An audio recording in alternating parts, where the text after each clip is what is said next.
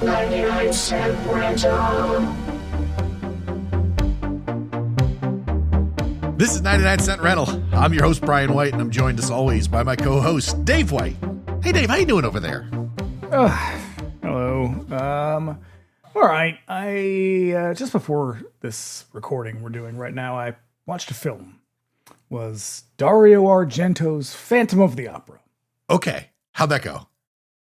That movie's fucking terrible. When was that? When was that one made? 98, 97, 98? Shit. Okay. Yeah, the old gal had really run out of juice by then. It is goofy. It has some real laughable dialogue. It is gratuitous in every possible way.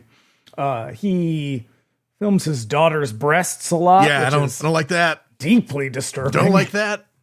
I'm gonna say something brave here.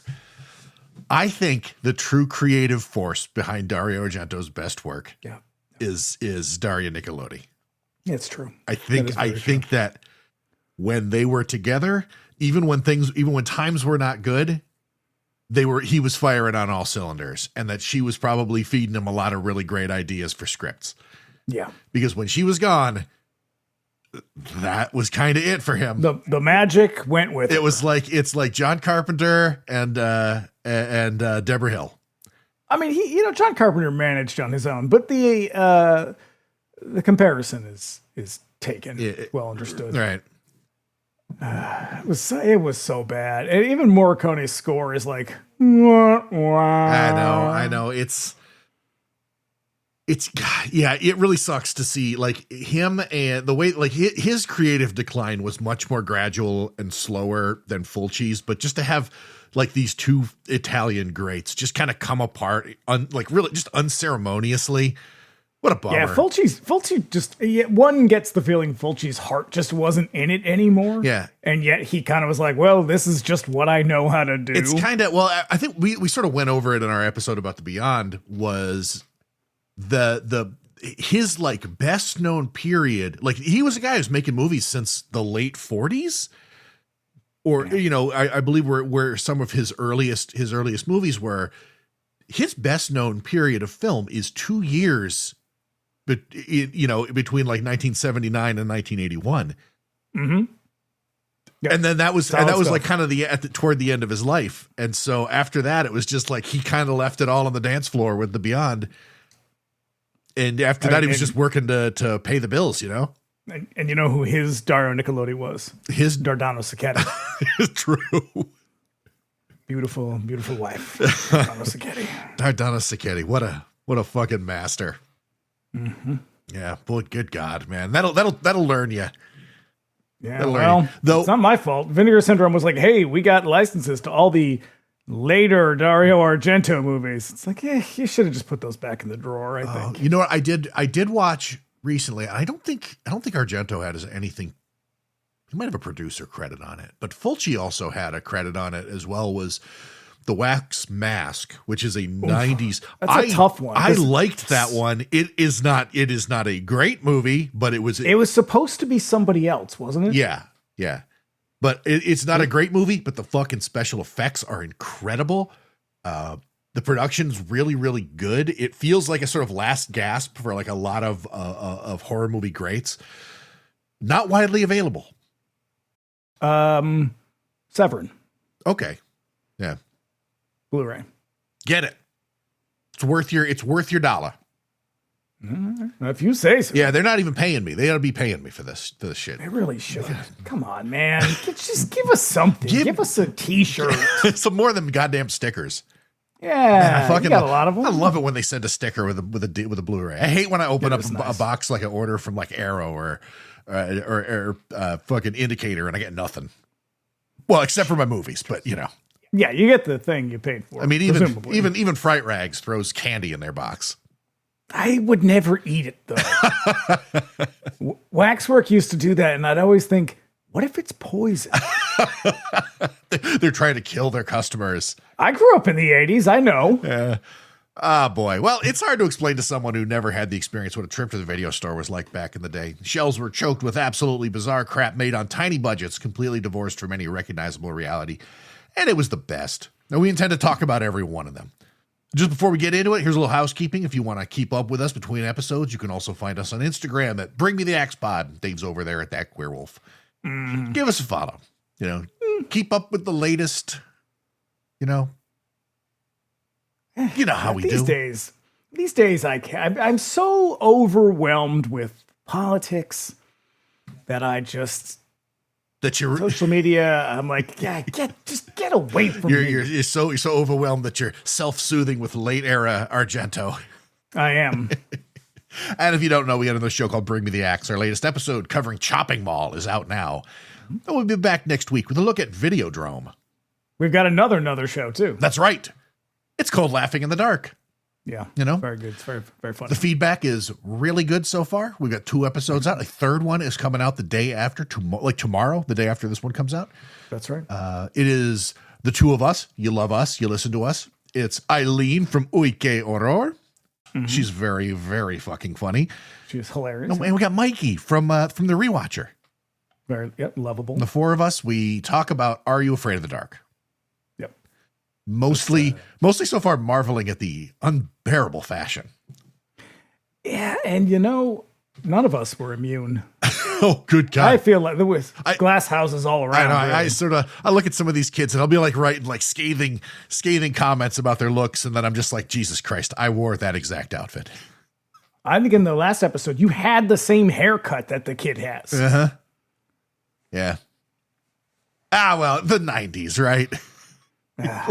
What can you do? Get nostalgic with us. Find Laughing in the Dark wherever you get podcasts right now. You can also contact us directly at 99centrental at gmail.com with any questions, comments, or suggestions. Do let us know if there's a cheesy movie that you love. We'd like to hear us give it the business. And if you'd like to support us on Patreon, you can look us up over there at patreon.com/bringmetheaxe. Bring Me the Axe Pod for ad-free episodes. There's a couple of tiers you can join there. Subscribers at the $5 a month tier can look forward to our bi-weekly X-Files rewatch pod. Do you think I'm spooky? Ooh. The latest episode is a look at yet another episode that they cribbed from The Thing. It's Firewalker. It's bad. It's bad. It's a bad episode, but we made it through. There's also our monthly Bring Me the Axe Millennium Edition, which is a bonus episode in which we explore a modern horror movie. That's the latest episode is a look at Weapons, our favorite movie of last year. Oh, it's good. It's a good movie. It's a good movie. But you knew that. You probably saw it. But listen to subscribe, listen to us talk about it because it's a great episode too. Please and thank you. All Patreon subscribers, even the free tier, get access to our Discord server. Paying members get access to additional channels like voice and video chat and the watch parties option. Drop in on a Friday night and watch Monday's movie with us. We watch. Yeah, how'd this one go? Whoa, boy! Real laugh riot, huh? Real hoot and a half. We had a good time was had by all. A good time was had by all. It wasn't as funny as when we watched Chopping Mall, but yeah, we somehow made it through. Can't imagine why.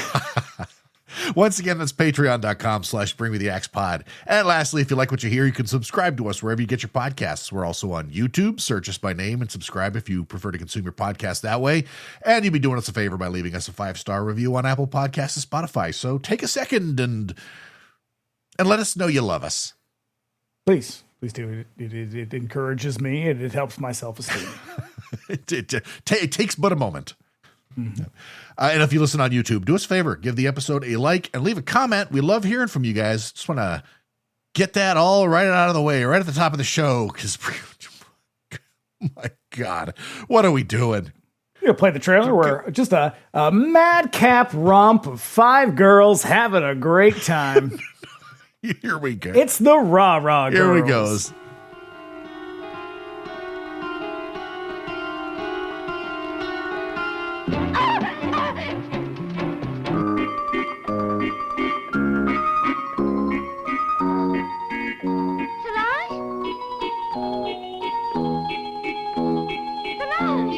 Solange? A girl. I was just using her as an example. Who is Solange? What happened to her? Nothing. What have you done to Solange?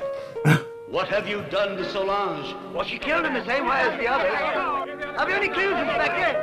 This is the 3rd murder in 3 weeks. Is it true, sir, that Rosseni was having an affair with Colonel Sickles' niece? He just isn't a killer, and far less a sex maniac.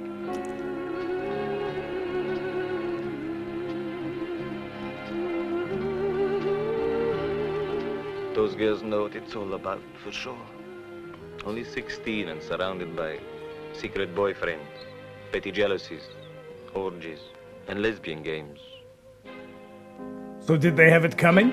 The men in Italy seem to think so. What have you done to Solange?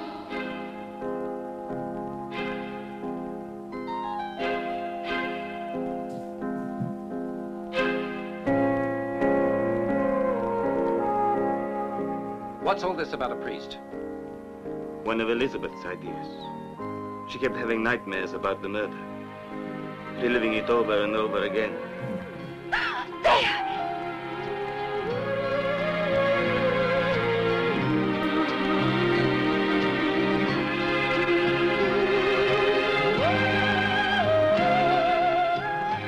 What have you done to Solange? I know nothing about Mr. Rosseni's relations with the Seckles girl and the other two. Nobody has said there was a relationship with the other two girls. Gotcha. Oh, it seems Gotcha. rather evident. Zinged I him. see.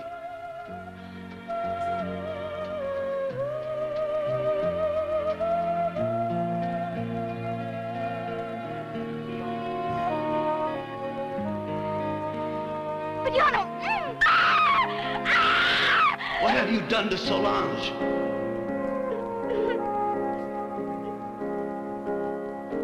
Bart! Inspector Bart! Inspector! Inspector Bart! What have you done to Solange?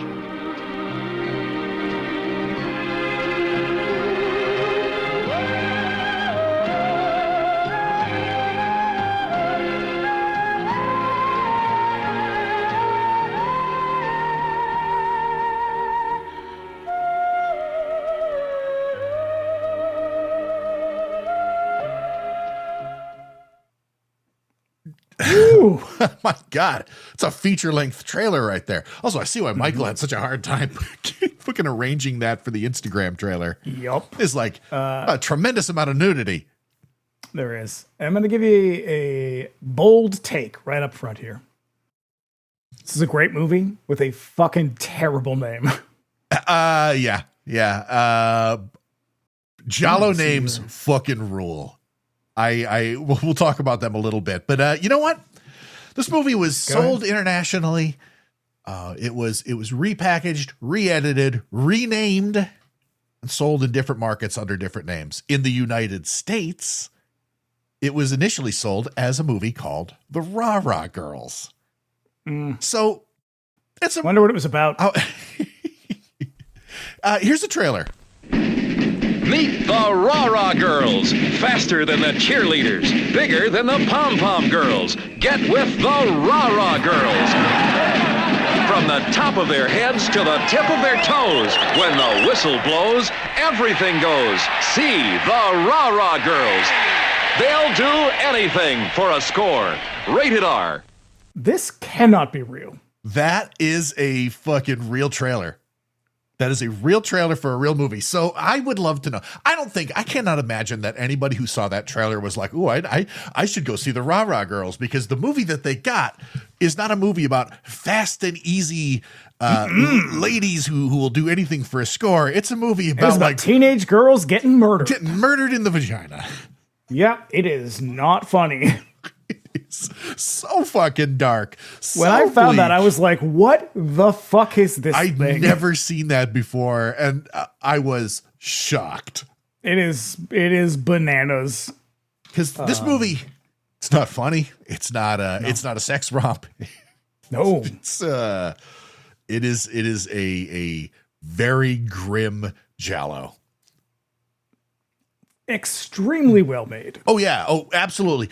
Massimo Dellamano is the director. We'll get into the specifics in a minute, but he was the DP on like Sergio Leone's movies. You know, so this movie, it doesn't have the sort of signature look that everybody else was trying to ape when they were making giallo around this time, which is basically everybody was trying to do a Mario Bava movie.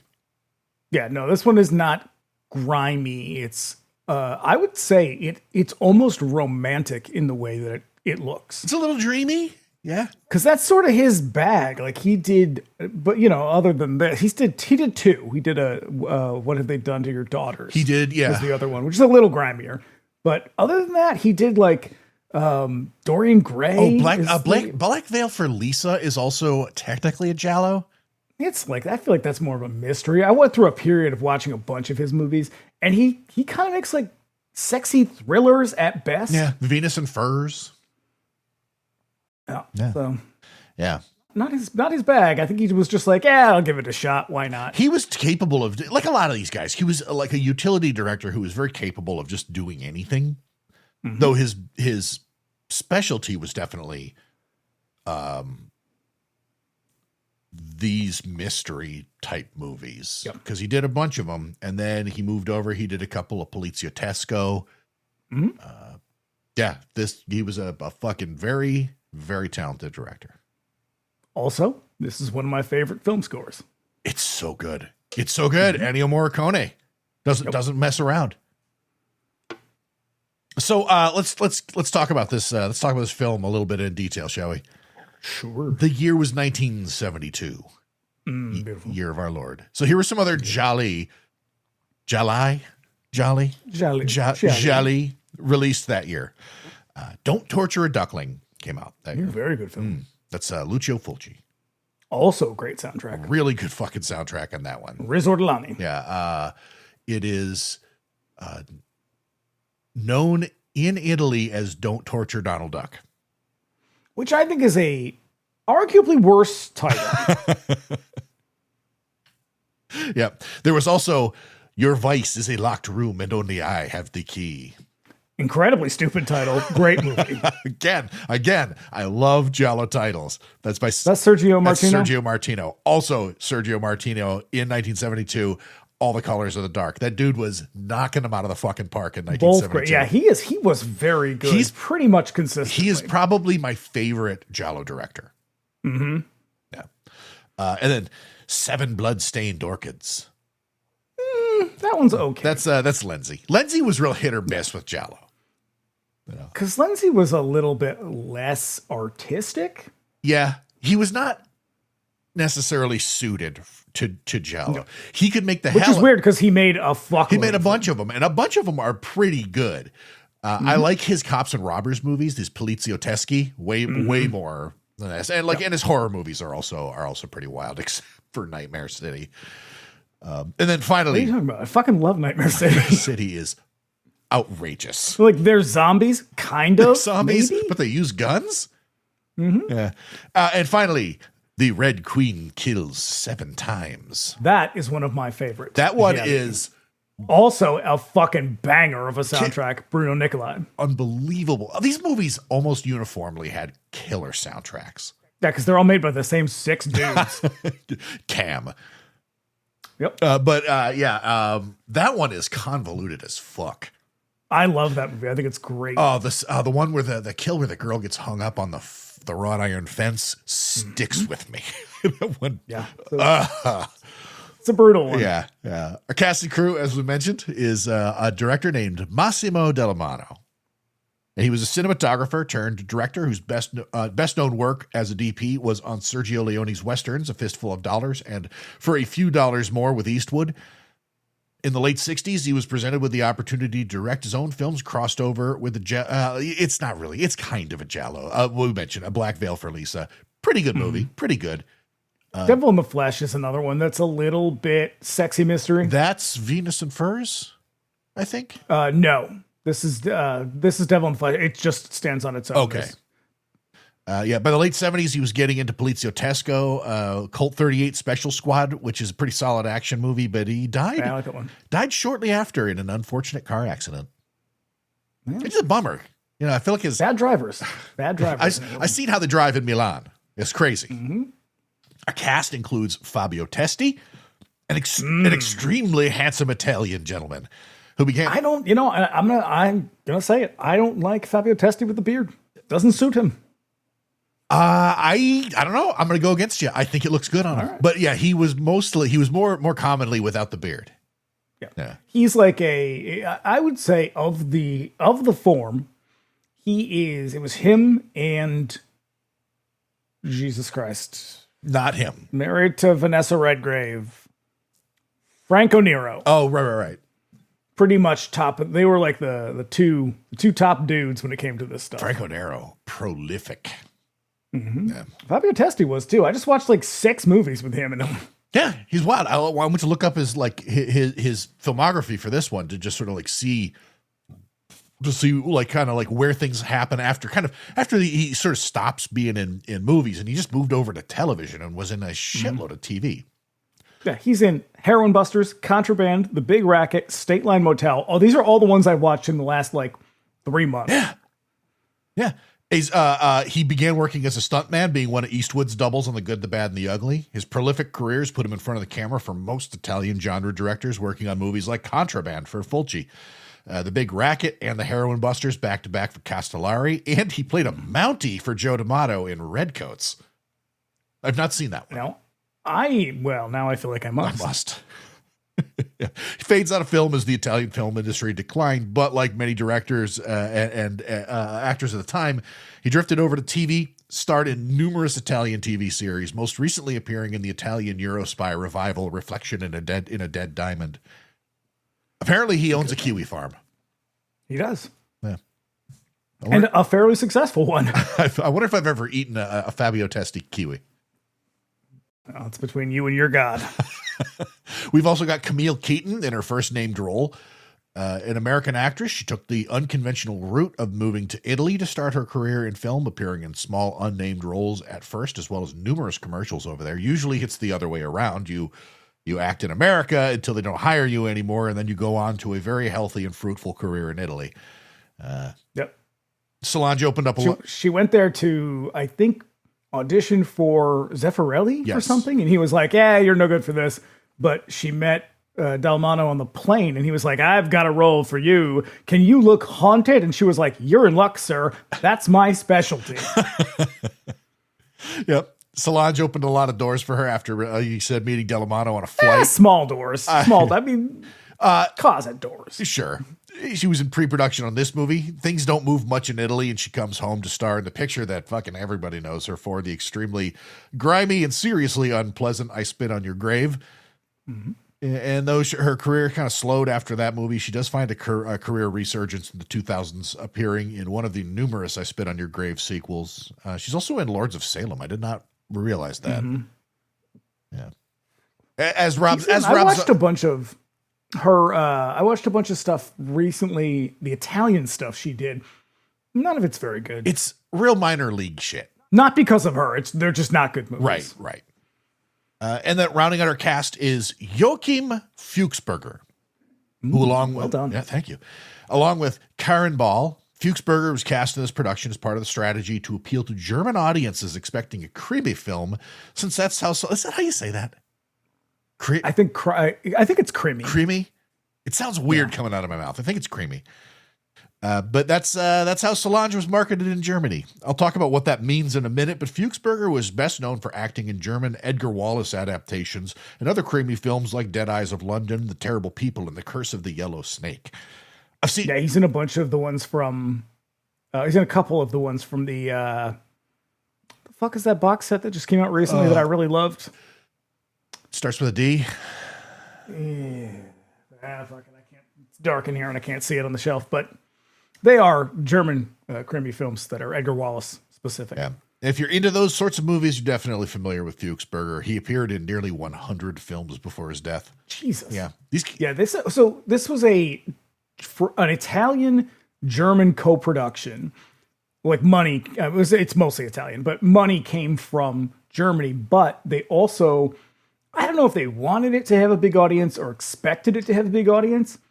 But the reason it's in English is because they were like, it's going to be big in America too. And we're like, I don't know about that. Yeah, I think they had really big sort of plans for this one. But hey, if you are making a movie where people are constantly getting stabbed in the vagina, your options are limited. You don't know Americans, or at least American film authorities. This movie is there's no taglines, but this movie is also known as The Secret of the Green Pin. Ooh. It's also known as The Children That Couldn't Scream. Oh. It's also called Who's Next? Yeah. And lastly, it's called The Rah-Rah Girls. And it's also called Terror in the Woods. And Is it's it? also called The School That Couldn't Scream. It went through a lot of transitions. Yeah. So like a lot of these movies of the time, there is not a lot of document about it. It is not a movie that is. They did not keep records of this sort of thing, so there's really not much to say about the movie itself. So let's talk about giallo instead. Yeah, I mean, it's as a genre, it's one of those ones, it's a little bit like horror in that it was very popular, but kind of critically unsung because it is considered a little bit unseemly. A lot of them are very sort of sexually violent, which is kind of gross. Almost all of them are. Yeah, by the time you get into the 70s, it's a huge part of it. I will say that it's the thing that always strikes me as a little odd is that people constantly are like, it's a sort of a subgenre of horror, and it is not a subgenre of that's horror. Why These we're are very specifically not horror. That's why we're doing it on 99 Cent Rental, because I came to the same sort of conclusion. They're the violence horror adjacent. They're horror adjacent. The violence is often horrific, but the pacing and the themes are not horror movies. These are murder mysteries at their heart. Yeah, they're all basically just and then there were none. You know, they're Agatha Christie kind of very formulaic movies that as they go on get a lot more sort of like sexually deviant, but they're not horror at all. They and I think another thing that kind of throws people is that in Italy, a lot of the people who made these movies went on to kind of pioneer the horror genre of the 70s. So there is a ton of crossover, but they're not horror movies at all. No, like Lenzi, Argento, Fulci, they all basically, like, before they made a proper horror, like a horror movie proper, they had made at least a few giallo. In Argento's case, his stuff I think a lot of people combine giallos with horror primarily because of his stuff. But he was the one who really sort of like took horror movies and kind of crammed them into giallo. Yeah. And I mean, also because the giallo genre was not that popular for very long. Like I would say it starts out in the early 60s. They're kind of tired of it by the early 70s. Yeah. By the time you get to the mid 70s. So, you know, you start out with things like The Girl Who Knew Too Much, which is a fucking great movie. And then like they're kind of standard mysteries until the late 60s, early 70s, which is when they start to get a little bit sexy and then a lot bit sexy and a little violence kind of crossover. But by the mid 70s, a lot of these guys were like, this is kind of boring. And they sort of move over to start doing something else. Because if you think about all of the big titles, like the biggest, best ones, they all come out between 1970 and 1974. Yeah. And then by that point, you're like, and I mean, it fucking limps into the late 80s, and a lot of it is not good, but. No.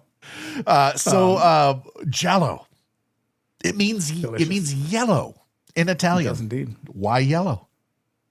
It is the color of the cover of the books that a lot of them are based on. Yeah. So beginning of the They are pulp novels. Yeah, beginning of the 1920s, the Italian publisher Mondadori published translations of primarily English and American authors in the mystery genre like Agatha Christie, Edgar Wallace, Raymond Chandler, and Poe on very cheap paper with salacious cover art on yellow backgrounds, hence giallo.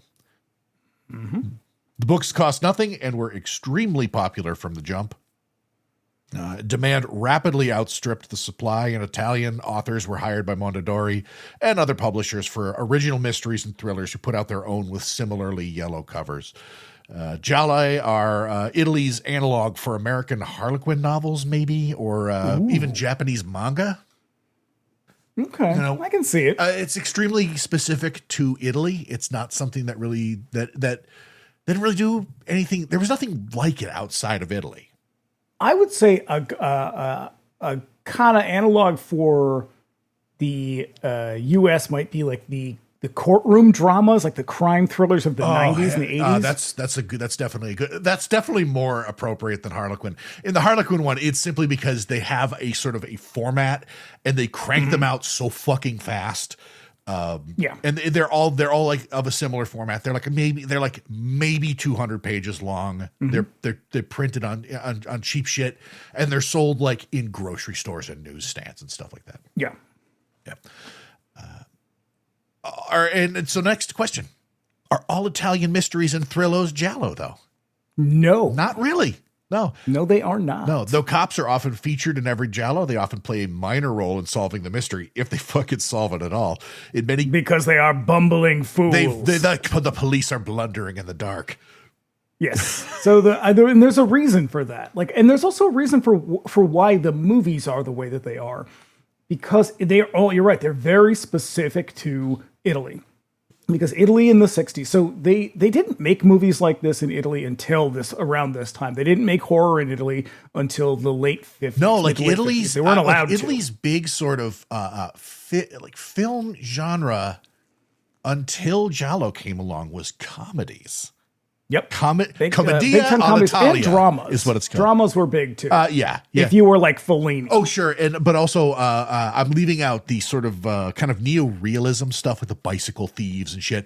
Like there was a film. It was kind of like Australia's film industry in that way, where like after the war, the film industry kind of sprung back from being a kind of a piece of the fascist machinery. But really all they made was like art films and stuff that was kind of like appropriate, seen by the culture as art. And then they started making these kind of lowbrow comedies. They were a little sexy, kind of like Benny Hill type shit. I think that's very British too. That same thing happened in England. Yes, I think like their big guy was a guy named Toto.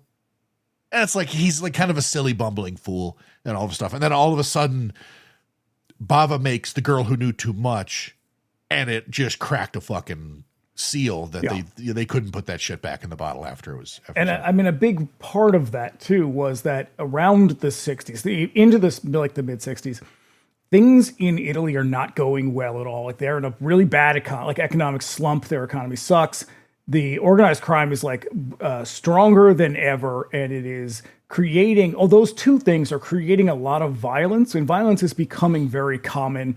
Just kind of in everyone's day-to-day lives. So like it would be, it wouldn't be that common, but like it would not be too unusual for everybody in a city to have seen a murder happen. There's a or reason. Seen a dead body in. There's a reason that in the 70s when poliziotteschi kind of rise to prominence, a very common thing that happens like in all of the movies is purse snatchers on motorcycles in the streets of Rome. Like this is a very, very common thing. But yeah, and I think a lot of organized crime at the time was also funding these films, which is why there's such an explosion of filmmaking in the 60s and 70s. And why they are often kind of sympathetic. Not always. A lot of the time I think that it really depends on the filmmaker's politics, because I've noticed this with the films of Fulci and Lenzi, who were both avowed anarchists, or just Lenzi in particular. In his he like made no attempt to even hide. No, his view of the cops, particularly, what was the last one that I saw of his? The one with Tomas Milian. There's like a million of them. That you're gonna have to narrow it down. Oh, Rome, Armed to the Teeth is the one that I'm trying to very think good of. one. Where in that one the cops are just always they're all on the take. They're all dirty cops. They're constantly doing they're constantly doing illegal shit. Yeah. And I mean, and so a lot of what they're putting in these movies, that was common in a lot of this stuff, because that was how people felt. They were like, why are the police not doing anything? Why does it seem like they're all corrupt or like in on it in some way? But you add to that the influence of like the changing American film landscape, like in the kind of post-war, like into Vietnam, like that era. Like the American film industry, they start to get like, the movies are a lot more permissive, they're edgier, and so you get they're really competing now with American films in Italy. So they start cranking out movies where they can try to be, they can try to sort of like actively compete with American films while also being sort of uniquely Italian in the way that they address these issues, the issues of violence. They're sort of showing the daily experiences and concerns of Italians. And this movie in particular is, I think, a good example because it shows a lot of that concerns about the same shit you see in American movies, like changing attitudes around sexuality, around women's sexuality in particular, around the church is a big one. Oh, so yeah, it's all of this stuff. I noticed that, like this, it's not as prominent in this one, but like there are certain other people like Fulci got really carried away with stuff about the church in his movies. Yeah, and so there's a lot of that in these. These are very much like the people's movies. Like these, that was kind of what they were going for there. It's a little bit of pandering. Not this movie. I think this movie is very kind of creative and professionally made, but a lot of them are kind of not low budget, but they're really, it's like low hanging fruit type of stuff. Yeah. Okay. Also, the star in these movies is often a man or a woman who stumbles onto the mystery kind of by accident. And then somehow gets brought into the investigation like they are one of the cops. because the police are ineffective, let's say. Pretty much. There's a few movies, and again, going back to it, it depends on the director, because like Italy at this period extremely partisan, and so like there were a lot of directors who represented the left.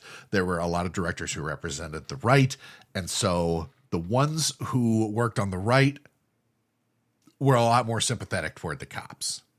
Yeah. Damiani, I think, is one that is maybe a little bit middle of the road. He's one that comes to mind, though, where he was sort of like critical to a point, but also very pro-order. Yeah, for sure. Goodbye and Amen. I fucking love that movie. Yeah, is a pretty good example of that one. Mm-hmm. And also, the killer is often represented in POV. And the only part of their body that is seen until the big reveal is their hands, often in a pair of black gloves. That's right. Like it to the point where it becomes cliche. Yeah. Like by the time you get to Tenebrae, it's like, okay, come on, man. Now you're lampooning yourself. It's the 80s, goddammit. Come up with something else. And can you be a little less homophobic, please? No. Nope. No, the answer is no. No. Inspired in part by the French theater of the Grand Guignol, these stories seldom involve anything involving the supernatural. A few of them do have psychics involved. Argento is the one who sort of like is like, fuck it, I'm putting like monsters and shit in my movies. Yeah, I would say that comes a little bit later. That's more 80s. Like once the Italian horror stuff, because the same dudes like pioneer the zombie movie, like Fulci pioneers the zombie movie. Lenzi pioneers the sort of cannibal genre. And so does, what's his face? Ruggero Deodato. Yeah. And so like they're the same guys who made these movies. So I think when the 80s comes around, they're like, fuck it. We made both of them. Let's just mash them together. I've always wondered about where like in that sort of like that political spectrum, where Deodato lands, because his movies, he strikes me as an anarchist. His movies, like particularly Live Like a Cop, Die Like a Man. The cops in his sort of Polizio Teschi are fucking psychos, but they're also seen he's an as anarchist. like, but they're also like the good guys, like unequivocally. It's weird. His stuff is very, very weird to me. I like him. Yeah. Titles often feature a number and or an animal. So we got the Red Queen kills 7 times. Four flies on gray velvet. Mm-hmm. The scorpion with 2 tails. And that's a good one. And the iguana with the tongue of fire. Or perhaps a lizard in a woman's skin. True. With the explosion of film in post-war Italy, the only thing surprising about giallo movies being adapted to the screen is that it didn't happen sooner. In 1963, Mario Bava produced the movie The Girl That Knew Too Much, starring Leticia Roman and John Saxon, which set the pace. I love it. So good. It's so good. Oh my God. Like I could totally understand why people looked at that and were like, I gotta have that. I gotta have my name on that shit. And it's really all that one is just sort of Italian film noir. Right, yeah, because it's in black and white. It's really before sort of like the proliferation of color film in Italy.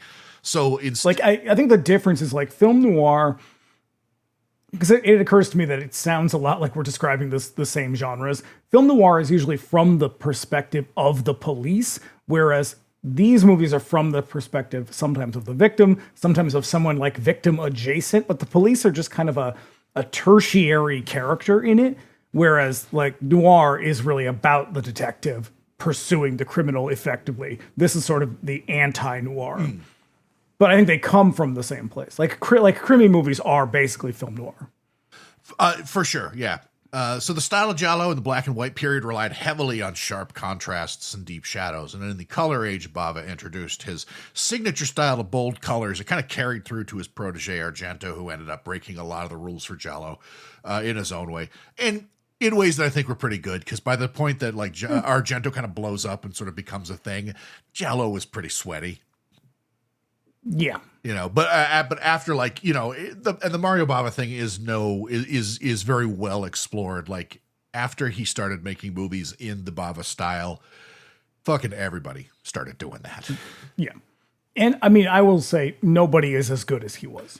Nobody, not one. No, he had that shit down pat, even when he was saddled with like Telly Savalas and shit. Mm-hmm. I would argue that some of his best films involve Telly Savalas. I love Lisa and the Devil. It is a very fucking weird movie. It's also a very stupid movie.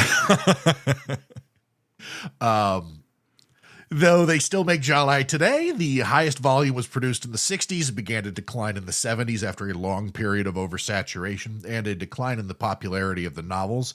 Since the Italian film industry often followed international trends, cops and crime movies grew to prominence in America and in England, which saw the giallo shift towards similar themes in their poliziotteschi movies. At the same time, giallo was on the rise in Italy. A similar but not exactly genre of film was coming up in Germany, known as krimi. We've mentioned it already. They shared a lot in common, most prominently the source material. The bulk of krimi films were adaptations of Edgar Wallace, who wrote nearly 200 novels and nearly 1,000 short stories. I refuse to believe that he wrote all of those. I think, someone else had to have helped. I am almost certain that he was sort of like, he certainly wrote a lot of his novels, but I think that at a certain point, he became kind of a factory. And so like a lot of his shit was just ghostwritten. Yeah, who's his Tabitha King? Who's Dean Koontz? Yeah. I would say there's got to be something to the fact that all the three countries that really cranked this shit out were all just prior to that fascist countries. Like they had a fascist government. Yeah. Spain, Italy, and Germany all sort of come from the same structure of government, the same kind of really hard politics, and they all end up producing their own versions of these. France is a little different. France's different. Movies are I don't know, they're artsier, I guess. So it's not necessarily their movies, but in their fiction, in the same sort of way that giallo was really big in Italy. France had it was not nearly as prolific, but they had a series of novels going back to like the 1800s where the protagonist of the story was usually like a criminal or a terrorist, which which really says a lot about the French spirit. Characters more anarchists like Fantomas. Most recently, there's a series of novels. I think they were written in the 80s. The Doberman books. There's no English translations of them, so I've never been able to read them. But I've seen. But you can imagine it's a detective with a dog head. No, I've seen the movie with Vincent Cassel, and he does not have a dog head. No, he does not have a dog head. He's a criminal with a gang with a lot of really, really big European guns. But they seem. I would say the difference between Fantomas, though, is Fantomas is a little bit like Diabolik. Okay, in that he is an independent criminal. Yeah, for sure. Because in the earliest movies of Fantomas and some of the novels, not their novels, they're very, very short. But like he wasn't like a gentleman burglar or something like that. He was a fucking murderer, but his victims were like French aristocracy and shit.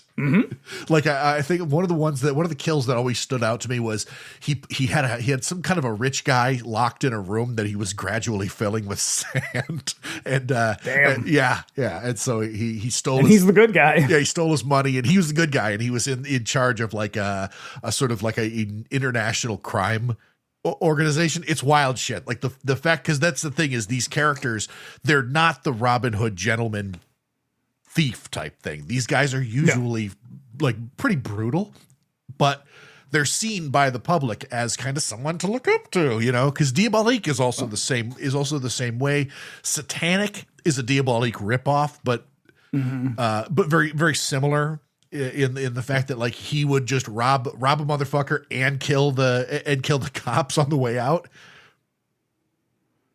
Europe has a really interesting relation dynamic with authority. Well, they've been working it out. Maybe we should try. You're not wrong. You're not wrong. Krimi put the emphasis on the police, less emphasis on horrific violence, and the villains were often super villains like Dr. Mabuse and like I love Dr. Mabuse. Those movies are really good. There's also Society of the Frog or something. That's German. But very similar. That's a krimi movie. Like that's a Difa movie. Yes, Difa is the company that you were trying to dig up back there. Yeah, that's a good one. Like again, not all of them were like that. The Edgar Wallace stuff didn't really get comic booky like that, but a lot of krimi movies do. You know,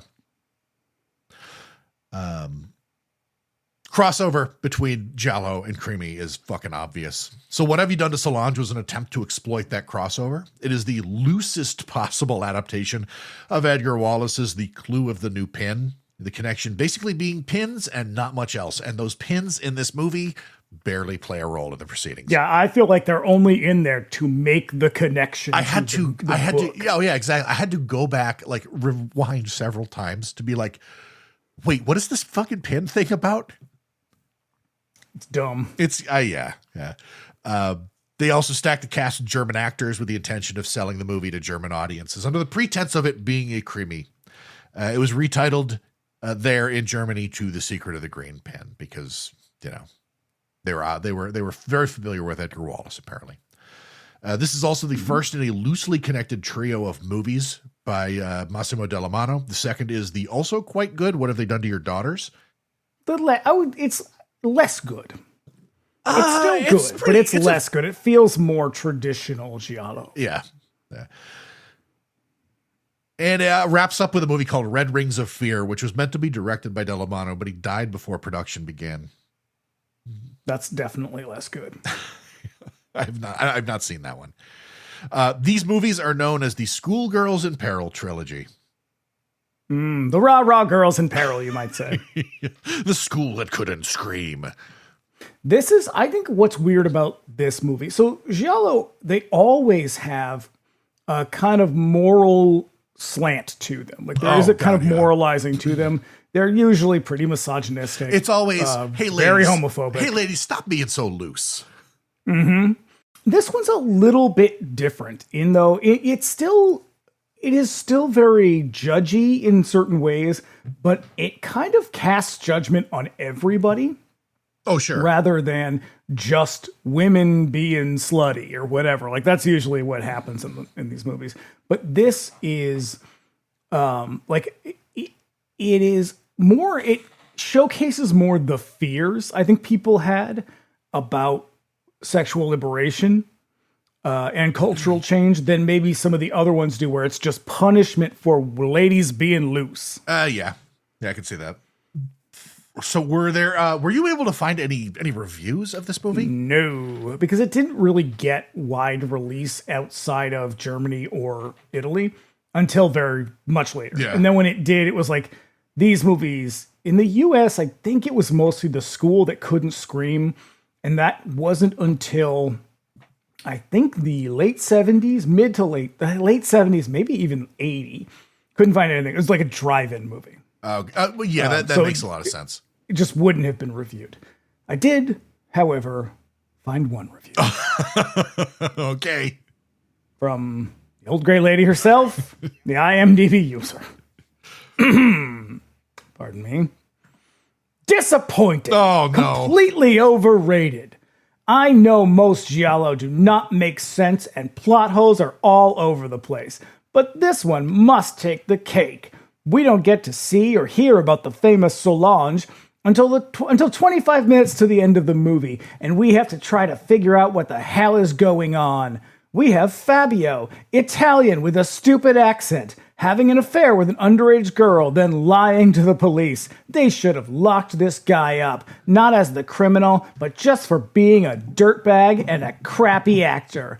The filmmakers should be locked up for being dirtbags. He treats his wife like crap. So, real lovely guy. Nonsense.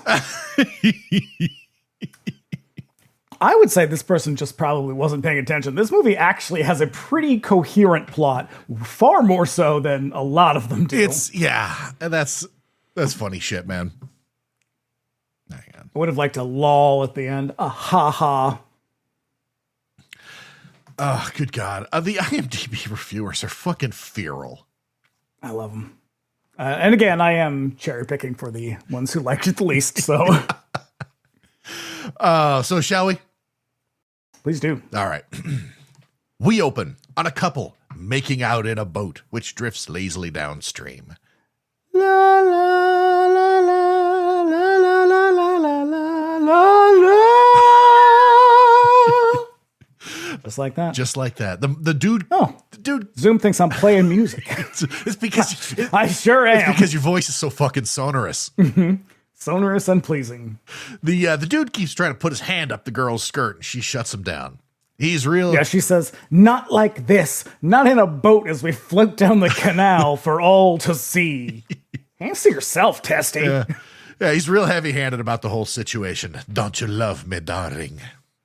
Yeah, not only is Fabio Testi a cheating pedophile, he's also gaslighting jerk. He is the fucking worst in this movie. Like, the way that his story sort of resolves is deeply unsatisfying. Yeah, because you're like, oh, so it all just works out for you, I guess. I mean, that's like real life, I suppose. Seems very Italian. I mean, why ruin his life for one bad choice, you know? The girl suddenly sits up thinking that she saw someone running through the woods on the bank, and he's like, what the hell, babe? Why are you always like this? Am I going to hit? But honestly, she was like, I saw the flash of a knife. And even I was like, come on now. Really? Did you? From your boat? From the boat? From underneath Fabio Testi in your boat? Yeah, he's like, am I going to hit that shit or not? And so they go back to their sexy business. And she once again opens her eyes in time to see someone stab the running lady right in the vagina. It is very shocking to open on that. This one hits the ground running. Fuck. Yeah, well, the very first time I watched this movie, I was like, oh no. Yeah. And then it happens. You know what? You know which animal title we forgot? The hyena in the safe. I'm not familiar with that one. There you go. Enjoy that one. So once again, the dude sits up all annoyed and rows the boat to shore so they can look for the victim. And he's being a real asshole about it. Yep. This is just a start because this dude, Enrico, is an Omega level womanizer. He'd love the Republican Party. Oh. She has him take her back to the city, and he drops her off to pick up her bike, which she rides home. Why would she? And as she rides, he drives alongside her, keeping her pace, and she's like, ha ha ha. I'm like, wow, you got over that fast. Yeah, I know. Here's the thing. Why would she need to ride a bike home? Well, it turns out that she's a teenager. She's a child. And he's a grown ass man, and it's only going to get worse from there. Yeah. So at home, Enrico cleans up while a news report on the radio reports the murder of a woman at the very spot where he and his teenage lover were making out.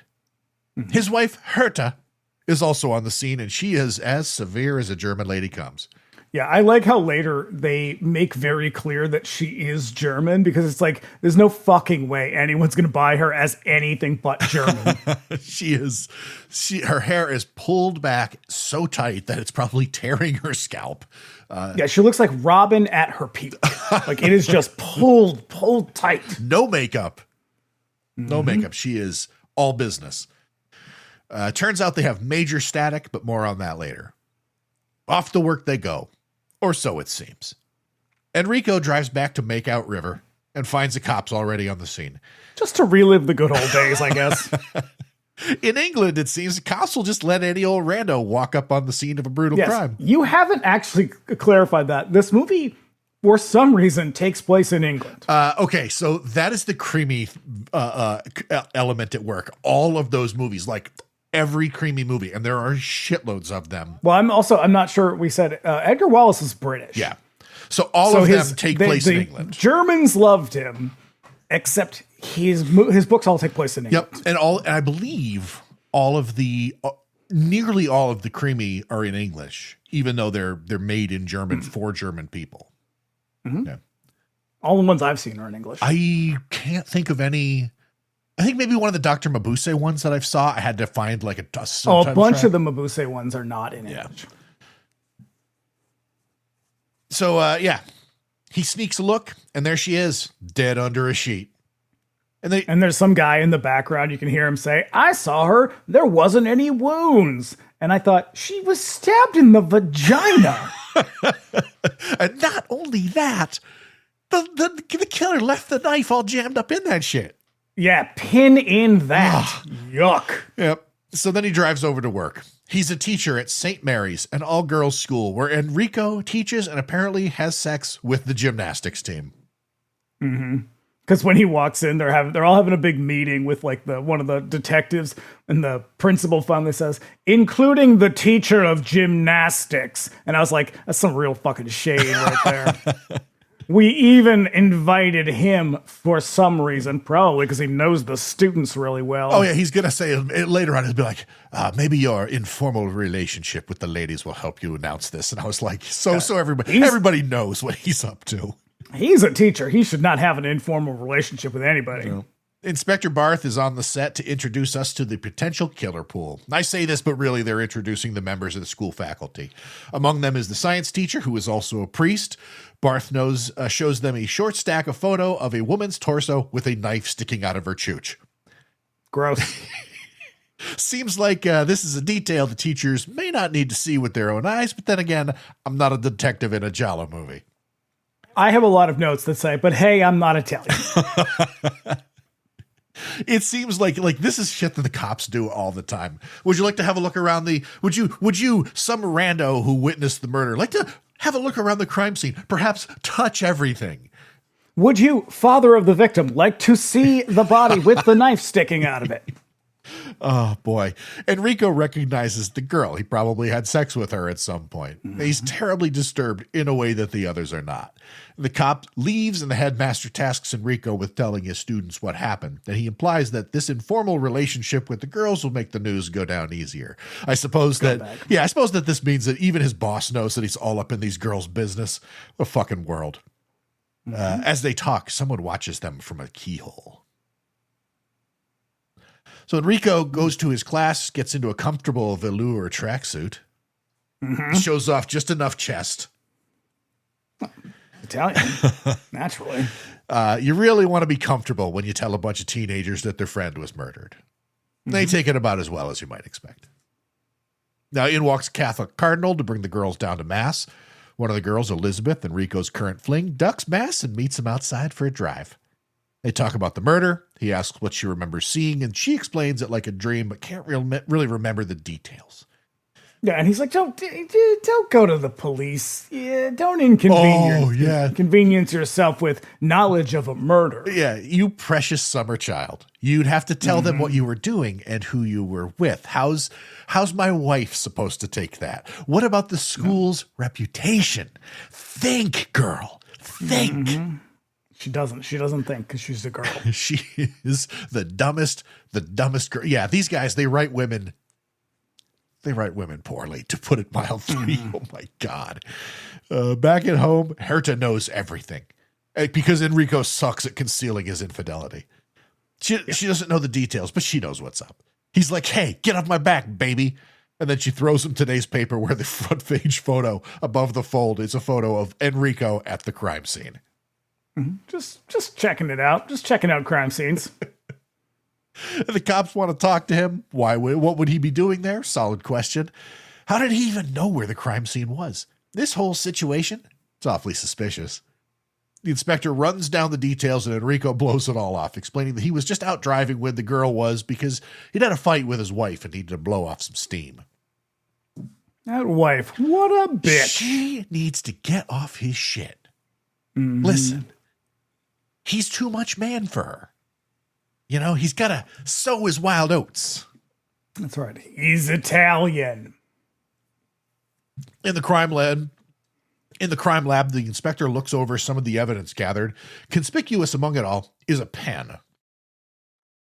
And the inspector then goes back to talk to the victim's parents, what they know about her day, Mass, confection, Eucharist, real Italian stuff, but the details that will be important later. Her father, like a psycho, asks if his daughter was raped. The reply... I wrote, hey man, maybe that's a question you can wait to ask until after your wife leaves the room, or maybe just don't ask it at all, because it doesn't matter. The inspector's response, well, to Italians it matters, I suppose. These people are very Catholic.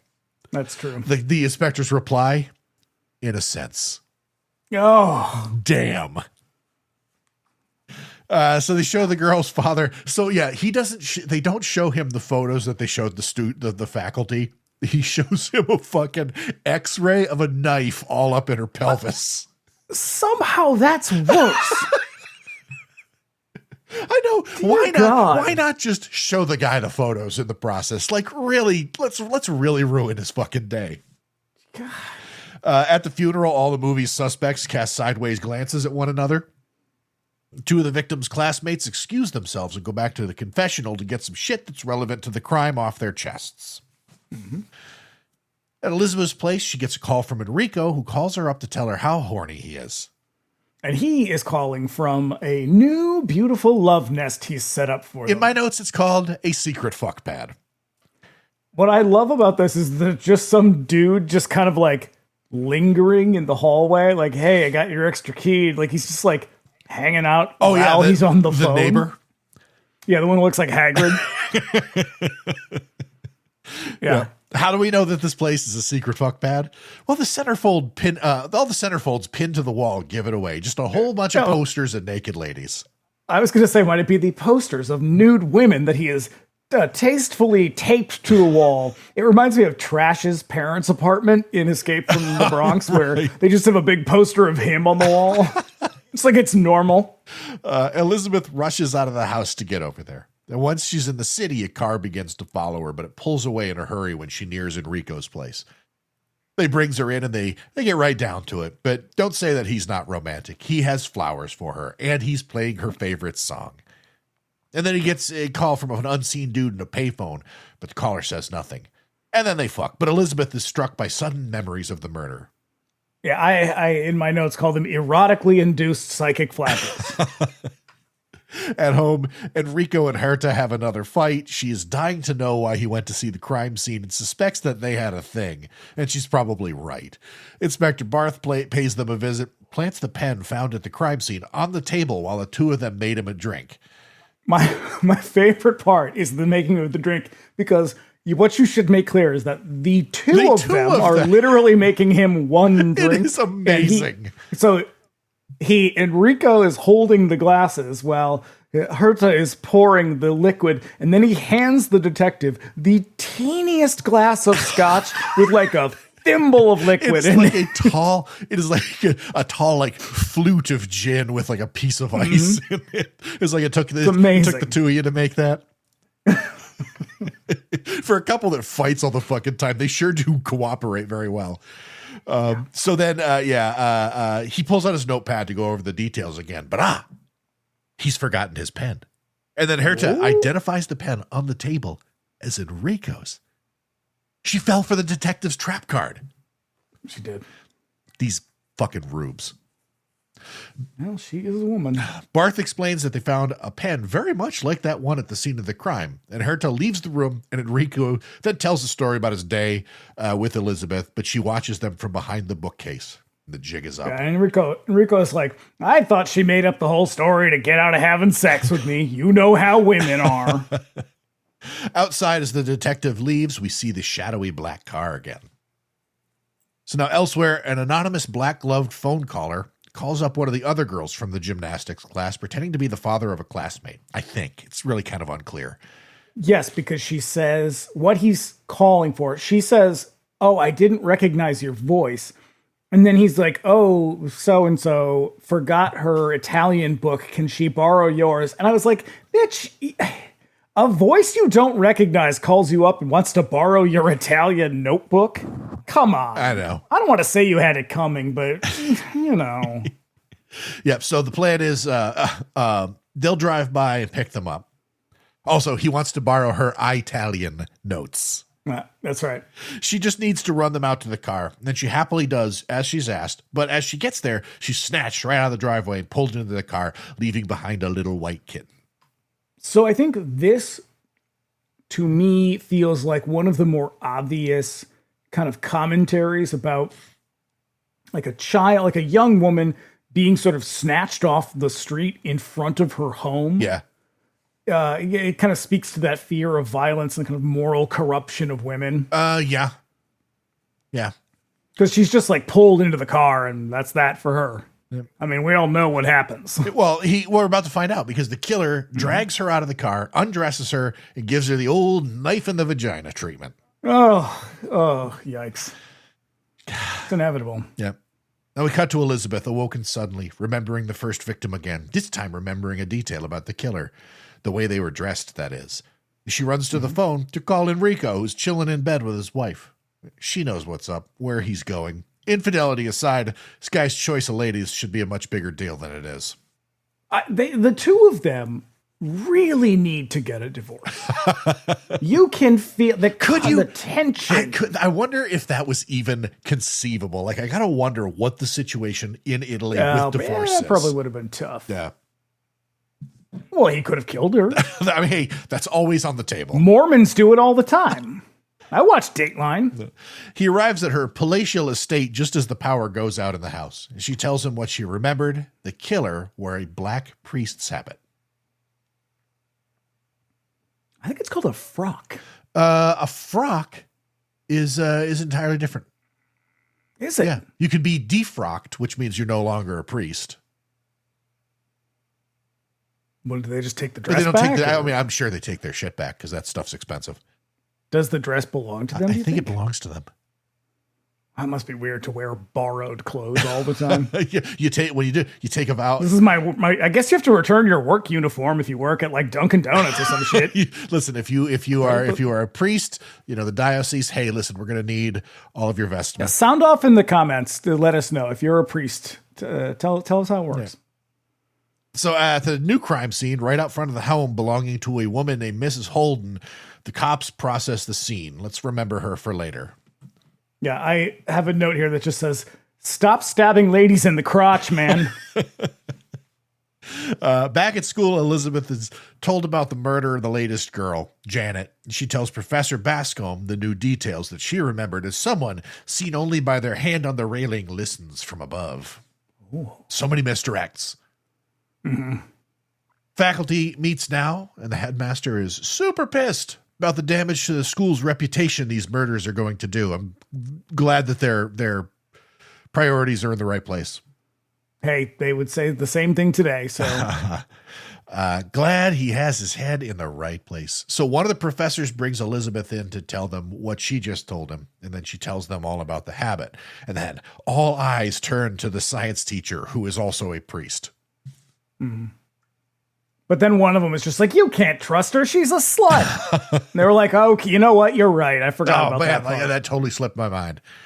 Bascombe talks to Enrico because Enrico is barely hiding his affairs. He also knows what he is up to. Yeah, because he's like, before he talks to him, Enrico goes to, is there Elizabeth? Is that her name? Yeah, is his current girlfriend. His girlfriend. He like goes, like pulls her like around, like off the quad or wherever the fuck they are, but they're like around the corner from where all the people are. It's not subtle at all. Oh no. And he's like all kissing up on her and shit. Yeah. And then when he runs into his colleagues, they're like, "Oh, you." Like, I mean, come on. We would all do it if we could. We're just not as sexy as you Whom are. amongst us? Whomst amongst us would not. So now here's an obligatory shower scene. It's a real sexy shower time. Real economic. Also, why are they smoking in the shower? Because I'm not going to say I've never done it, but listen, it's a European thing. You must be smoking at all times. Man. It's a real economic way to pack a lot of nudity into a short amount of time. All the boobs and bush you can handle. I feel like, given the rest of the movie, because the quality of this one is pretty high relative to many, many, many of the others. I wonder if they were like, you got to put some more nudity in it. And he was like, fine. Probably not. He was probably fine with it, but it just feels a little bit beneath the rest of the movie. Yeah, I know. Nudity was very common to these ones, but this is such an American type. Yeah, this is meatballs. It's Porky's. You see this in a lot of American drive-in stuff, like Italy, in Italy, giallo, and just like movies in general. We're pretty fucking sexy, but this just feels like cheap and tawdry. Yeah. It feels very odd to be like, it's gratuitous for an Italian movie where women are constantly topless. I know. I feel very weird putting it out there in that way, but like, I'm not sure how to convey this, but this isn't the same kind of nudity. Right. Like the movie, like they're typically pretty sexy, but like there's like an eroticism to them. This is like, pow. It's like it's Silk Stockings nudity, not Porky's nudity. Right. Also, our attention is drawn to a hole in the wall where somebody is watching the girls. Mm-hmm. So, but cut back to the secret fuck pad where the black glove killer lets himself in as Elizabeth takes a bath. Man, this apartment, it looks like a fucking gross frat house. It looks like the furniture is like it's like real cheap looking. I get the feeling just looking at it, and I notice this like every single time I watch this movie, there is something about the way the bed is in the room that bugs me because it looks like it has no mattress on it. It's just sheets and a blanket over like a wooden box. And it probably is. Couldn't get a fucking bed. So yeah, he bum rushes her and drowns her in killer POV, and then on his way out, he rushes past a neighbor. Yeah, Hagrid gets like a full-on look at his face. Yep. Police talk to Enrico at the fuckpad / crime scene. How could the killer have gotten in? All eyes now turn to Enrico, the only other guy who had a key for the place. Except Enrico is like, oh, no, I wasn't there. I was elsewhere. And that's when I was like, how come none of these people are ever at the school in the middle of the day? Listen, hey, look, when I walked on the street and I see a bunch of like 14-year-olds and I'm like, why are they not in school? Yeah. Listen, hey, look, these are very amorous people, and that takes priority over education. That's true. Italians do love. Very passionate. Mm-hmm. So, his whole thing is like, my key was stolen from my locker. Like a likely story. They bring him out and they leave in a police car, and Inspector Barth gets into a car with, I think it's Elizabeth's father. And he's no, it's Elizabeth's uncle. Okay. Yeah, he is sure that Enrico is guilty. He is, in the parlance of the time, a sex maniac. Yes. And they are going to use that phrase again and again and again. So her uncle is like, I guess they refer to him as the colonel a bunch of times. So he's like, I guess a military guy maybe. Yeah. But it is heavily implied that he has a lot more sway with the police than the Janet's parents, because the next scene we get is Janet's father at the police station. And her father's like, God, can we just wrap this up? I have places I have to be. Right. Some of us have jobs, Like, he is so put out that his daughter was murdered and that he has to be at the police station to answer questions. Yeah. And he's got to be in the presence of this sex maniac. Mm-hmm. That phrase gets used a lot in giallo. It's great. There's even a movie called The Killer is a Sex Maniac. Perfect. Elizabeth's father uncle is the only guy who seems to think that Enrico is seducing this teenager. Well, he's the only one who seems to think there's a problem that Enrico is seducing a teenager. Yeah. He's the only one who's like, what the fuck, you guys? And they're like, you know, sex maniac indeed. Yeah. Italians love, you know? Herta shows up. Enrico is many things. A sex maniac? Maybe. But a killer? Never. Yeah, and they basically, after talking to her, they're like, you've met his wife. She's a shrew. Of course he needed amorous companionship elsewhere. I know, they don't really say it, but the implication here is like, my God, she really is a fucking bitch, right? Mm-hmm. Barth interrogates the faculty, showing them some new evidence. A couple of pins. Yep. I got nothing about this. Where the fuck did they green pins? It's them connecting it to that novel. Why bother at that point? I don't know, because he does not explain it. It's just the inspector pulls up this little they got these 2 pins stuck into it. He's like, here's some new evidence I found. 2 pins. And then he's like, do you recognize these pins? And it'd be like, sewing pins, I guess. Yeah, they seem him. That's what they are. Like, we should clarify. They're not like pins like a button. No, they're wear. like they're pins like sewing pins, like needles. Yeah. They seem important. So also he shows off Enrico's key, which he claims was taken from his locker at work. A likely story. Mm-hmm. Bascom is interrogated as well, and he takes Enrico's side. It really doesn't make sense that he would kill these girls. The topic I wonder if he knows anything about the crime. The topic of the priest as killer comes up again, and the crime lab reports that the hair samples, they also don't match Enrico's. The cops go out and they drag in the fuckpad neighbor for questioning. Oh man, they are hassling Hagrid so hard. They're like they're like ice agents. Get it. They knock on his door in the middle of the fucking night and drag him out to show him some priests and It's very odd though that they're like, hey, we need your help to solve this crime. We're gonna take you to a lineup. They sit him down in the lineup and they're like, look at them. Do you recognize any of them? Answer now. You have one chance to look. Look at all of them really fast. Now close your eyes. No, open your eyes. Do you know them? Know them? It's not that. It's not that. It's not like they did a lineup of potential priests who might be the killers. Each one represents a different order of Christianity in Italy, and they're like, which one of these vestments did you see? And the thing is they all look the fucking same. They look like my costume from The Haunt. Mm-hmm. And the dude like freaks out, but they're pushing him so hard. It's like, I don't think this is a good way to solve a crime. Yeah. Like they're basically really glance at these photos real quick and tell me which one's the killer. It's almost like but though that does feel very Italian. He's not under arrest. He's not under suspicion. He is literally a witness, and they're practically waterboarding him.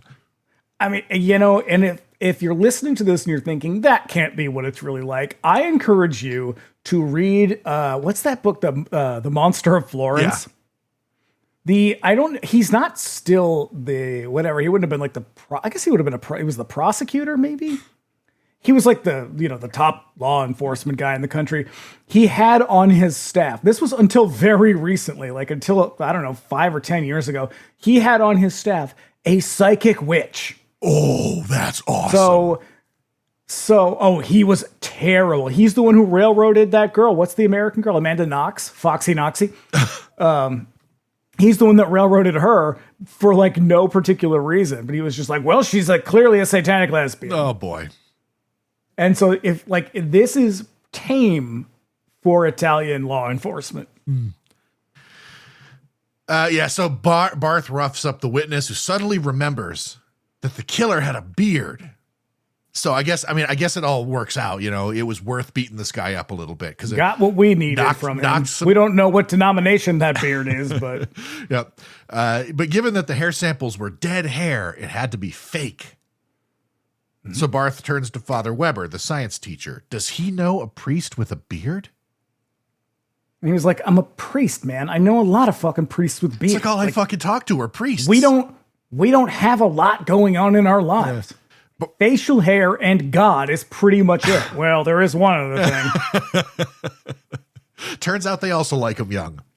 Barth talks to Herta. He tells her that Enrico is not the killer. And on the way out, he tells her the important detail. Elizabeth go ahead. died a virgin. And you know what? I swear She could not be happier. I swear to fucking God. Because what this means is like oh, he's still mine. Yeah. That is 100% the way that she interprets it and the way that we are to understand her interpreting it. That don't worry, it's fine. Everything can go back to normal now. Now, that does not mean they did not have sex. They very clearly did. We saw them have sex. Well, maybe they just like made out naked or something like that. Like they. Okay. You know, I don't fucking know. But yeah, they are all obsessed with Elizabeth being a virgin, and she is so happy. And I wrote, "Girl, you have to have a little bit of self-respect. He was cheating on you with a child. Girl, love yourself." That's right. You got this, girl.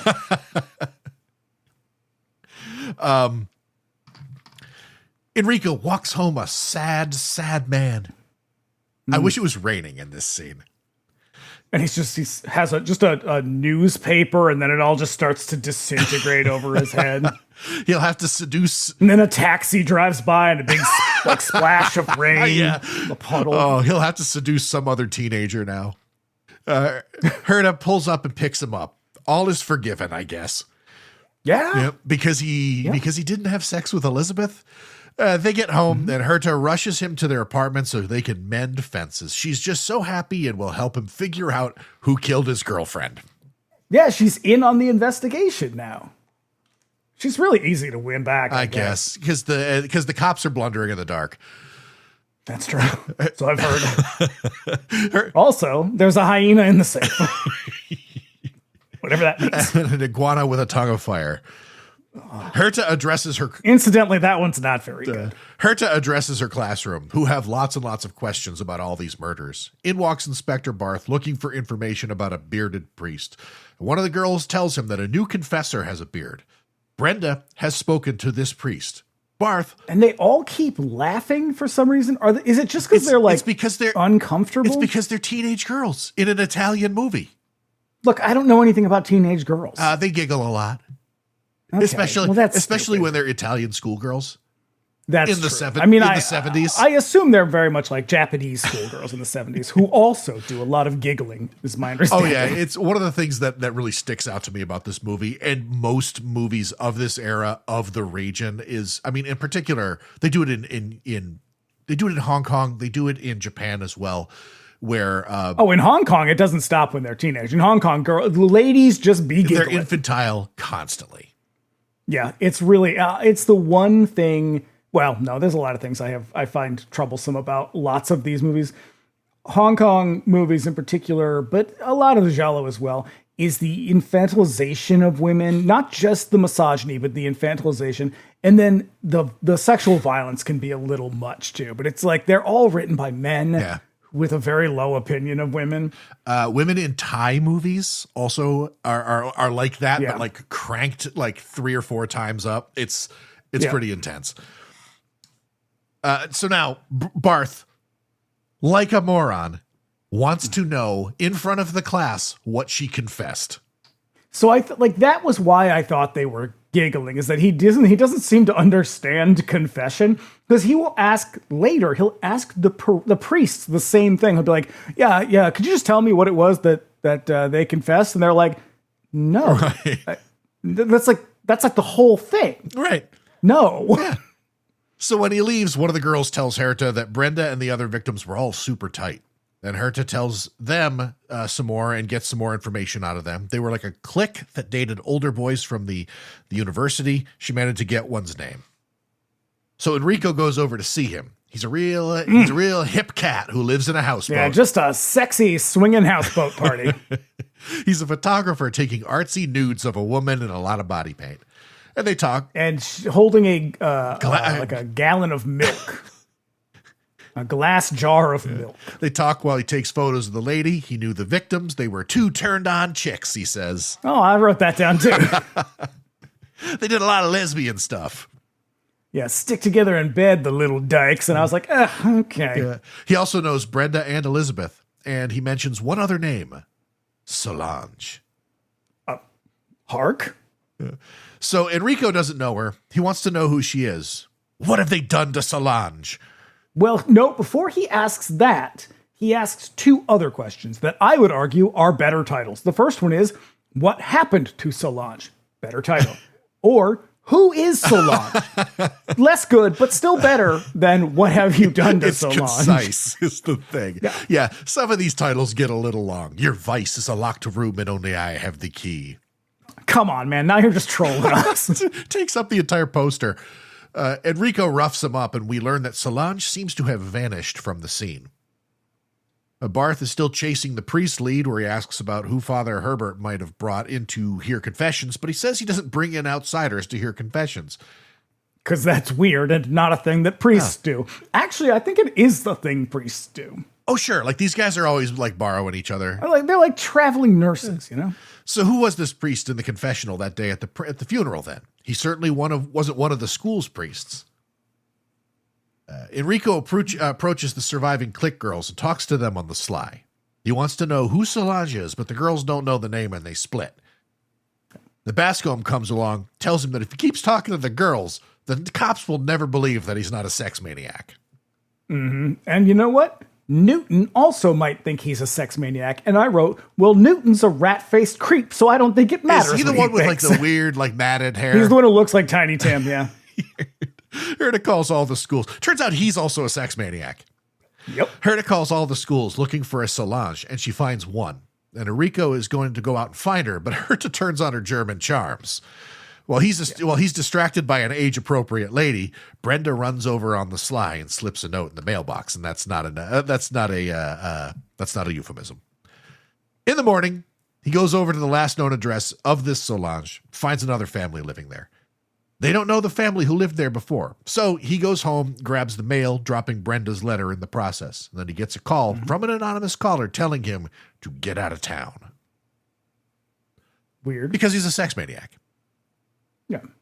Down in the lobby, a pair of hands. Wait, is that why? Is that what it is? It must be. Oh, because I thought it was like the killer being like, you gotta stop following me, get off my trail, you know, that kind of thing. Yeah, I don't know. I would obviously be very not good at that part. Like, oh, you investigating crimes. Down in the lobby, a pair of hands pick up Brenda's letter, which tells him that Ruth Holden knows everything. And she lives in Gerndorf. So Enrico... I like this part because it's a clever way of letting us read it before he reads it. Yeah. And then for a while, you're like, oh no, what if he doesn't get the note? I think it's good. Because so much of this shit, they beat you over the head with everything. Yeah, and these in movies... This, they're like, here's a subtle kind of device. For murder mysteries, these used. movies do lack a certain nuance. Yeah. You know? Not a lot of finesse. No, because Dardano Sacchetti was writing them in like an afternoon. Yeah. On his lunch break. Enrico leaves and the doorman hands over the letter. He heads over to Mrs. Holden's place and comes upon a horrible scene in the backyard. The dog has been killed. Oh, if you think that's bad, wait till you see what happens next. Mrs. Holden was bludgeoned to death with a shovel, having a sickle jammed all up in her business. Yeah. And I thought, Enrico, if I showed up at a house and found a dead dog beaten to death in the front yard, I'd probably just leave. I might call the police, but I would definitely leave. There is a fucking awesome shot here when he discovers the body, because we don't see it yet, and it's shot kind of low of him, and he kind of turns and sort of like is like, oh god, like he's overcome with emotion, and he turns himself to the fence, and the camera goes to the side like very suddenly. It's so cool. It's such a cool shot. Back at the school showers, the sex maniac watches the girls through the hole in the wall. I wrote boobs, laughing boobs, playful boobs. I think that's how all the girls are like washing each other's backs. It's so fucking weird, man. It just doesn't fit. It does not fit. It's so strange. Like, it's a little too sleazy. Like, these movies tend to be sleazy, but not like this. Yeah, not this kind of sleazy. Like, I feel like this, I don't know, this just isn't the way that they approach sex. Yeah. Yeah. So the sex maniac witnesses Brenda roughing up one of the girls who's planning on going to the cops with information. Turns out that one of the teachers, Mr. Newton, is the peeping Tom sex maniac, and rat face creep. He looks like he's like a sweaty and snivelly little guy who I think you're supposed to think for a long time he's probably the killer. So Herta tries to talk to Brenda about Mrs. Holden, but she tells her that she doesn't know her. And then along comes Inspector Barth to put a stop to that nonsense. Her own mother called him that day and says that she was their maid for 3 years. And then Brenda plays it like confusing because she knew her by her pet name, Tata. Now, Enrico and Herta have a picnic in the park.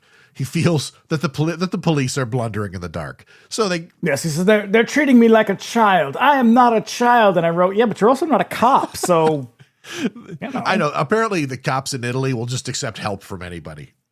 Like a psychic witch. I mean, don't you remember? It's true. Do you remember that story? Have you ever seen the it's the Pajama Girl murders? Yeah. The one on the beach. The one it's based on a true story. Yeah. Where they because they could not identify this body, they laid it out like in the center of the shopping mall. Oh my God. And just had people like come by and look at the body. And that is really what they did. Just publish a fucking face in the newspaper or something, or a drawing. I think they did, and it was like that still didn't work. I don't know that it was ever solved. God damn. So yeah, they go over what they know. They share a nice romantic moment. Good thing Herta doesn't hold a grudge. No, thank God. Things are gonna be great for them. As they lay there in the sun, a girl comes along and stares at them. And then a maid chases her away from them, trying to get a hold of her, and calls her Solange. I was gonna say, why this girl looks positively haunted. I mean, she does. She is a very eerie looking girl. That's the thing is Camille Keaton doesn't say a word in this movie. And most of her performance is her just kind of like chewing on the end of her finger. But she gets it. It's effective. It's effective. She gets it across. You know, she's Buster Keaton's grandniece. Is she? I always wondered if there was a connection between the two of them. That's cool. Yeah. So at home, Brenda gets a call from the killer who tells her to come to the amusement park tomorrow. And I leave out whatever the contrivance was because it's very hard to understand what he says on the audio track. It doesn't even really matter. Though it does seem weird that some random person calls you and is like, hey, why don't you meet me at the amusement He gives her a reason, but I couldn't understand what he was saying. I think it has to do with because we will very shortly we will find out there's a sort of a conspiracy at the heart of all of this, a little bit of one, and I think he sort of refers to that. Okay, yeah. So she shows up with her friends as Solange rides the nearby carousel, and Brenda sees her seemingly oblivious and tries to talk to her. Solange, Brenda apparently is really fucking stupid because she doesn't seem to notice that Solange is basically catatonic. This is not the girl that she used to know. She's like, we were such dear friends. And it's like, yeah, does she seem okay right now? Solange doesn't respond, but as the ride ends, Brenda brings her down and asks her a shitload of questions, which she does not answer. The cops have meanwhile set up a trap at the park, hoping to catch the killer. The places. I do love that one comedic beat where the one cop walks by the other and he salutes him and he's like, don't salute me, you fucking idiot. The place is crawling with cops in disguise, but it's not good enough because Solange and Brenda walked out of the park and got into a car driven by a priest. Ooh. Barth has to tell her parents the bad news and tries to get some information out of them. And then Bascombe drops in, despondent, to tell them that his daughter Solange is also missing. Solange is his daughter. What? Yep. He shows them the big reveal. Yeah, that is the big reveal number one. He shows them a picture of her, and it's the girl from the park. The inspector knows about her. She's sick in the head. Infantile regression, he says. It's PTSD. Yeah. They identify Solange as the girl who left the park with Brenda. So they go over to Bascombe's place to have a look around, and someone has apparently forced their way in. And Enrico's basically just one of the cops now. Yeah, he's like, you know what this reminded me of is, I cannot remember the character's name, but the university kid in Pieces, who just insinuates himself into the investigation, and this is essentially like a junior cop. Yep. The one who's just like, he's my kung fu instructor. Yeah, that guy. Hey, Casanova. So as they look around, Barth finds another one of those pins in Solange's room. Herta and Enrico talk it out. They think the killer took Solange and used her as bait to lure Brenda away. And I suppose that makes a sort of sense. And meanwhile, the killer has Brenda tied to a chair while Solange watches. He has her tell him everything. He must know what you did to Solange. Whoa, we're going to find out what they have done to Solange. So the girls took Solange over to Mrs. Holden's house for an abortion. And the setup for this abortion is a fucking nightmare. Solange... But it's super weird because they show them riding their bikes to the house. And they're all giggling and laughing and having a great time. But then the other two are like trying to lure her away and be like, you know what? No, this is a bad idea. Why don't you just have the baby or whatever? And the other ones are like, no, we'll get caught. The whole premise here is a little odd. The setup is essentially like they have been exploring their sexual freedoms, whatever, with these dudes. She ends up getting pregnant, but it's like they make it seem like they have done something illegal. Now, they are about to do something illegal. Yep. But there's so much. So this is why I think this movie is kind of interesting, because this is a kind of an indictment of everybody in that these are young women who are kind of like trying to explore adult life, essentially. Yeah, it seems like the filmmakers, as misogynistic as they are, they don't really put any sort of judgment or sort of moral value on what the girls are doing. It's treated as girls just kind of being teenage girls. It's everything around them that happens that gets the moral judgment, which is unique to these movies. That's what I think is super interesting, because it's really their shame that has pushed them to go to this woman who is like a kind of back alley abortion doctor, essentially. And so that's when like they end up doing something illegal that has really tragic consequences. But at no point do you get the feeling like Dellamano or we as the audience should be judging them. It's more like we should be judging her and more kind of like Italian society. Yeah. But at the same time, it's not pro any of this. It's very neutral on everything. That's which is a little weird. Which is a little weird. Solange is positively joyous and not really taking this seriously as Mrs. Holden puts her on the table, has the girls then restrained her and jams a very long needle all up in her. It is awful, and Solange thinks so too. Yeah, it's a tough scene. It is pretty fucking rough. The trauma caused Solange to basically turn into a baby. Mm-hmm. That is how it works. That is science. When an abortion goes wrong, you become a baby again. Herta and Enrico run back over to Bascom's place while the killer tells Brenda what he knows. He pretended to be a priest and chilled out in the confessional where all the girls told him the details of what they did to Solange. Brenda is the last of the guilty girls, and he and Solange are about to kill her. Now I don't think it's fair that he is saying Solange is going to kill her. She's just going to stand there and chew on her hand. The details get a little murky here, and I'm really not sure what led Enrico and Herta to Janet's place, but it has something to do with an Italian book that's missing. It's the book. Okay. So here's the thing, because I didn't catch that the first couple times I've seen this. So the first time they go there, Enrico is with them, and he picks up the book that's on the shelf, because it's like on top of the books that are on the shelf. It's an Italian book. Oh, so this is the book. And he shouldn't have the book. There's no reason why this would be This is the book that I believe Janet brought to the... Yes. Okay, that makes a lot of sense. Because this is after they learn that Solange is his daughter, but he's like, but Solange is not in that class. She's not even in the school anymore. She wouldn't need this book. She shouldn't have this book. He has this book. Yeah, why? Gotcha.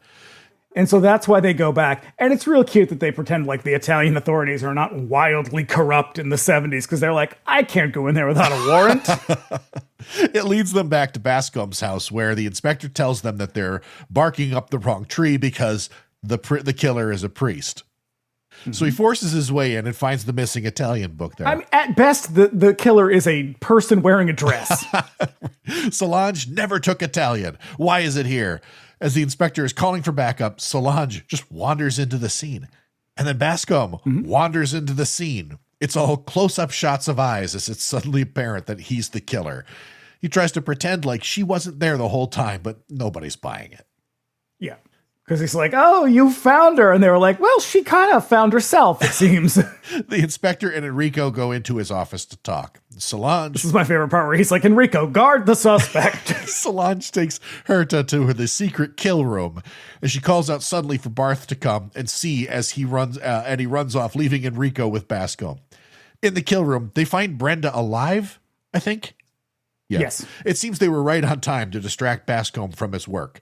Speaking of Bascom, he pulls it. Yeah, he stopped his torture to go out and get some apples.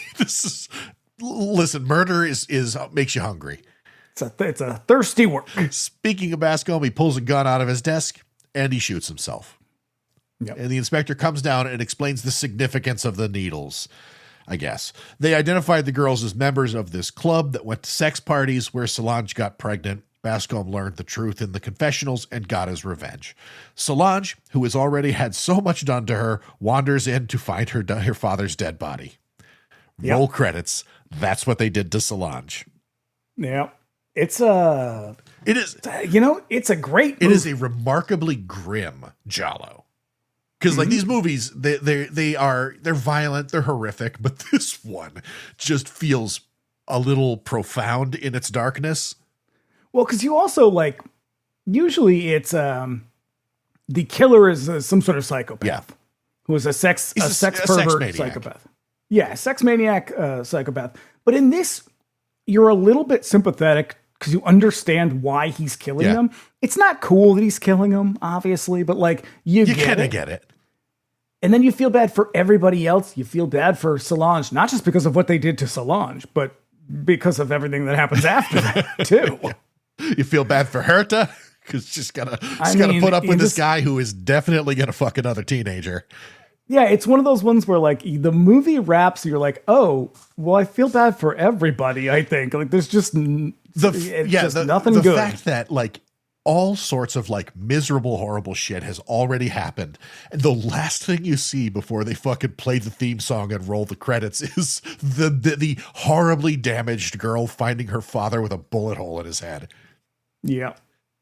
I think this is a great example of giallo at its peak. I think it is. I think it's a great bloody. I think it is a great vector, a good entry point. If your only experience with giallo up to this point is Argento and maybe a Mario Bava movie, there's a whole variety of them out there, and everybody makes them a little bit different. Like we said, depending on who makes it, the cops are either highly competent or they're complete fucking idiots. They're usually idiots. Every now and then there's one where they actually do some scientific work in order to figure out who the killer is. But most of usually if they're the protagonist though, it's one rogue cop. Franco Nero is going rogue. Yeah. And that always comes in the wake of Dirty Harry, but for the most part, it's she was at a fashion shoot when she's a model at a fashion shoot, because a lot of these movies have fashion shoots in them for some fucking reason, and she witnesses blood on black lace is probably the reason. She witnesses something that she shouldn't have seen, and now she has to get to the bottom of it, or it's some guy who's a fucking tourist some hapless tourist who kind of wanders in and sees something that he shouldn't see. It's always like that. It's never really the cops who are trying to figure it out. It's some dumbass. But they don't usually, a lot of them don't hold together very well because the stories are convoluted. A lot of them are written by Dardano Sacchetti on his lunch break. And so this one I think is pretty remarkable because it holds together. It keeps the mystery until the end. I think the green pin thing is really stupid. You should have just taken that out because it's really dumb. At no point are we really kind of meant to understand they're going to wicked sex clubs. It's they're just kind of having sex with they're not being chased. No, it's a group. It's sort of it's like free love. It is. It's these teenage girls with a group of older boys, and they all just kind of fool around together. But like they make it seem like it's this more kind of almost nefarious, like a Hellfire it's like Club it's kind not. of thing. Yeah, yeah. It's just kind of like a non-monogamous open sex. Yeah. The mystery for the movie holds together. It has a logical consistency that is pretty easy to follow. I think my main complaint with most giallos is that they tend to sort of resolve themselves. You know, everybody just kind of wanders around. A bunch of people get killed, and then they just kind of accidentally figure out who the killer is. The killer falls off the roof of the castle at the end. What is that? Is that Autopsy? That's Autopsy. Yeah. But yeah, like most of these movies just kind of resolve themselves, and like you've spent 90 minutes like seeing some naked women and some violence and like stupid cops. But this is a pretty good one that really sort of it takes the mystery more seriously than other ones do. And you know, if foreign language films aren't really your thing, this one's in English. Yeah. So a lot of them are in English, but this one in particular is also in English. Yep, it's a good movie. Yep. Recommended. All right. So with that said, what's next? Next week, Bring Me the X coming back with our first Cronenberg of the year. It's the mind fuck that is Videodrome. Yeah, it's like my favorite. And like, also the stomach fuck that is Videodrome. It's like my favorite Cronenberg movie. And then the week after that, 99 Cent Rental coming back with Death Wish 3, a movie that I have never seen and can't say I've ever felt the urge to see it. So I hope that you receive it in the spirit that it's intended. It is a fucked up movie. At least I don't think I've seen it. Is that the one with Deanna Troy in it? She died. Okay, then she dies of a broken arm. Yes. Yeah, I have seen it. All right, I take that back. So that's that. All right. So be back here next week for Videodrome, and we'll see you in 2 for Death Wish 3.